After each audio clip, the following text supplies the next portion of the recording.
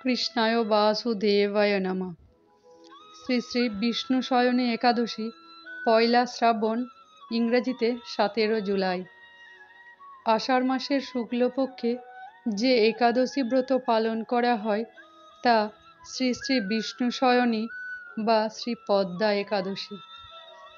ভবিষ্যোত্তর পুরাণ থেকে শ্রী বিষ্ণু শয়নী একাদশীর ব্রত মাহাত্ম্য জানা যায়। শ্রী শ্রী একাদশীর পারণ সময় 18 জুলাই বা 2রা শ্রাবণ 5টা 15 থেকে 9টা 45 পর্যন্ত। একাদশীর দিনে শ্রী হরিকে স্মরণ করে প্রাতে শয্যা ত্যাগ করতে হয়। তারপর দন্ত মার্জনা করে তৈল ছাড়া স্নান করতে হয়। একাদশীর প্রণাম মন্ত্র: হে কেশব, আমি অজ্ঞান অন্ধকারে অন্ধীভূত হইয়া রহিয়াছি। এই ব্রত দ্বারা আপনি সুমুখ হইয়া আমার প্রতি প্রসন্ন হউন, আমাকে জ্ঞান ও নেত্র প্রদান করুন। শ্রী বিষ্ণু শয়নী একাদশীর ব্রত মাহাত্ম্য। এ ব্রত ভবিষ্যোত্তর পুরাণে গৃহীত যুধিষ্ঠির কৃষ্ণবার্তা রূপেতে বর্ণিত। যুধিষ্ঠির কহে, ও হে কৃষ্ণ দয়াময়, আষাঢ়ের শুক্লে যেই একাদশী হয়, কি বা তাঁর নাম হয়, মাহাত্ম্য কেমন, কৃপা করি মম স্থানে করুণ বর্ণন। ভগবান কহিলেন, শুনো নৃপমণি, সেই একাদশী হয় শ্রী বিষ্ণু শয়নী।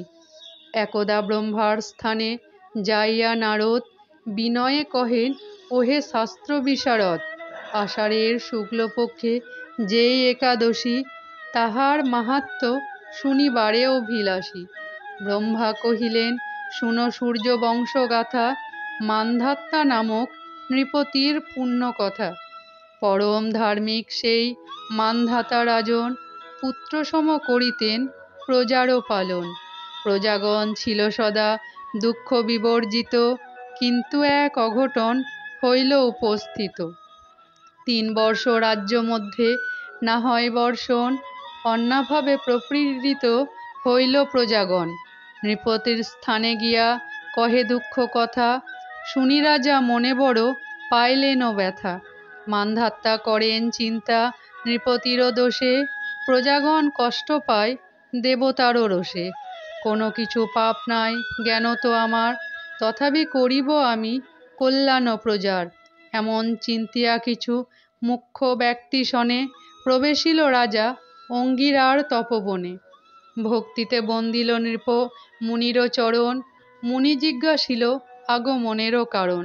সবিনয়ে কহিলেন মান্ধাতা তখন, ধর্ম অনুসারে করি পৃথিবী পালন। তথাপিও অনাবৃষ্টি হইল বর্ষত্রয়, অন্নাভাবে হইতেছে প্রজাকুল ক্ষয়। যেই উপায়েতে হবে দুঃখ বিমোচন, সেই উপদেশ কিছু করুন এখন। তবে ধ্যান যোগেতে অঙ্গিরা তপোধন, বিদিত হইয়া অনাবৃষ্টিরও কারণ। নৃপপতি কহেন, এ সত্য যুগ হয়, বিপ্র বিনা অন্যের তপস্যা সিদ্ধ নয়। কিন্তু এক শূদ্র করে তপেরও সাধনা, সেই অপরাধে হইল এই বিড়ম্বনা। অতএব সেই শূদ্র করহ বিনাশ, অচিরে ধরাই হবে বর্ষণ প্রকাশ। পরম ধার্মিক নরপতি সে মান্ধাতা, এ কর্ম করিতে তাই অক্ষম সর্বথা। নৃপতির মনোভাব জানিয়া তখন, অন্য এক উপায় দিলেন তপোধন। আষাঢ়ের শুক্লে শ্রী বিষ্ণু শয়নী নামেতে, ব্রতের দ্বারাই হবে মঙ্গল জগতে। এই উপদেশে রাজা হয়ে অতি প্রীত, সর্বপরিবার সহ করিলেন ব্রত। আত্মবর্গ প্রজাবর্গ রাজ অনুজ্ঞায়, বিধানে পালন কইল সে ব্রত শ্রদ্ধায়। ব্রতের প্রভাবে দেশে হইল সুবৃষ্টি, সে বর্ষণে হইল প্রচুর শস্য সৃষ্টি। এই একাদশী হতে চাতুর্মাস ব্রত পালন করেন শুদ্ধ ভক্তগণ যত। চাতুর্মাস ব্রতকালে বিষ্ণুর সকাশে কীর্তন নর্তন যিনি করেন হরষে। শ্রীহরির পরম প্রীত হন তাঁর প্রতি, গন্ধর্ব লোকেতে তিনি করিবেন গতি। শ্রী বিষ্ণু মন্দিরে ত্রিসন্ধ্যায় যেই ব্যক্তি 108 বার জপ এ গায়ত্রী, কোটি জন্মার্জিত পাপ হয় বিনাশন, এ ব্রত করিবে নক কেশাদি ধারণ, শ্রীহরি স্মরণে করে চাতুর্মাস্য ব্রত, অন্তিমে গোলকধামে গতি সুনিশ্চিত। পারণ করিবার মন্ত্র।